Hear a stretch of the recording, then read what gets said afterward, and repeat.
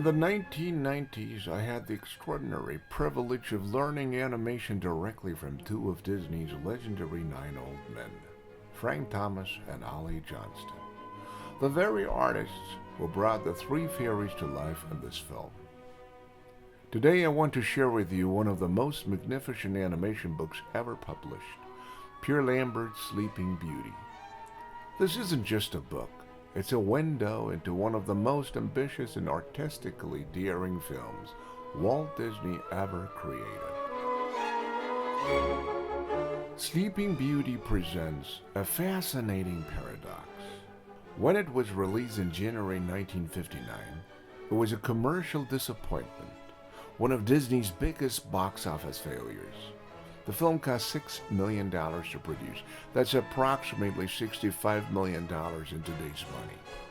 An astronomical sum at the time, and took nearly a decade to complete. But here's what makes it extraordinary. Despite that initial failure, Sleeping Beauty became the Disney film whose aesthetic influence has never been surpassed. Every Disney castle you've ever seen, from the one at Disneyland to the logo that appears before every Disney film, that's King Stephen's castle from Sleeping Beauty. What little girls dream when they imagine being a princess, they're dreaming of Princess Aurora. So what happened? How did a commercial failure become Disney's most enduring visual legacy? The answer lies in one man's uncompromising artistic vision, Eyvind Earle. For the first time in Disney history, Walt gave complete artistic control to a single background artist. Earle was obsessed with medieval art, French Gothic, German illuminated manuscripts, Italian pre-Renaissance paintings. Earle studied the very rich hours of the Duke of Berry. That's the name of the book. John van Eyck, Albrecht Dürer, that's in German I can say now, Peter Bruegel. He wasn't copying them. He was reimagining medieval art through a 1950s modern design sensibility. And here's the controversial part. Earle's style was so dominant that some of Disney's greatest animators, including my mentors, Frank Thomas and Ollie Johnston, felt their characters were being overwhelmed by the backgrounds. Frank actually complained to Walt that Eyvind had put Flora in a black corset, making her feel anchored to the ground. Earle refused to change it, and Walt let him win. This had never happened before at Disney. The backgrounds were dictating the film's style, not the animation. But the film's animation is equally extraordinary. Mark Davis, one of Disney's finest character animators, was given an incredibly rare challenge: design and animate both the heroine and the villain. Princess Aurora had to be different from Snow White, different from Cinderella, different from Alice. Mark's wife, Alice, actually designed Aurora's costume, making sure it would flow and twirl properly for the animation. And Maleficent? Mark studied medieval religious manuscripts and found a figure wearing medallions that looked like flames. He added devil horns, batwing collar, and based her movements on the voice actress Eleanor Audley. The result? Many consider Maleficent the greatest villain Disney ever created. For the three fairies, Flora, Fauna, and Merryweather, Walt assigned Frank Thomas and Ollie Johnston, who would later become my teacher. Frank told me how he studied little old ladies for months, in grocery stores, at weddings, everywhere, analyzing how they moved.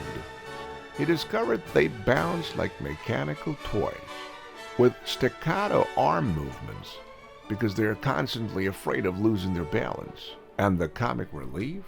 That came from animator John Lounsbury, who created the hilarious sequence of the two kings getting drunk while planning their children's future.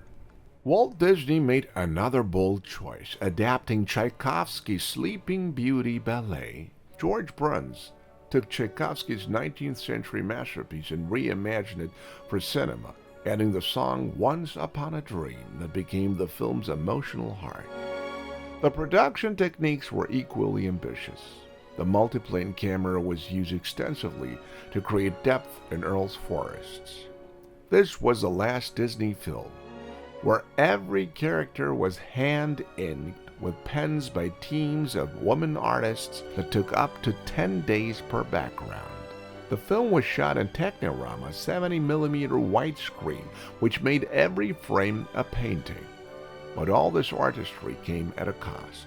The film took from 1951 to 1959 to complete. By the time it was released, audiences found it visually stunning, but cold. Too stylized, too different from the warmth of Snow White and Cinderella. The commercial failure of Sleeping Beauty devastated Walt Disney. Rumors spread that the studio would never make another animated feature. But here's the remarkable thing. Over the decades, as the film was re-released in theaters again and again, audiences finally understood what they were seeing. Sleeping Beauty wasn't just a fairy tale, it was a moving illustration, a perfect marriage of medieval art and modern animation, a film that dared to prioritize beauty over commercial safety. Today, it's recognized as one of the most artistically perfect films Disney ever made. And this book, Pierre Lambert's book, this extraordinary volume you're seeing right now, preserves that artistry. Every frame you're seeing represents the work of artists who believed that animation could be fine art. Sleeping Beauty represents a moment in animation history that will never be repeated. It's a film that failed commercially but succeeded artistically beyond anyone's imagination.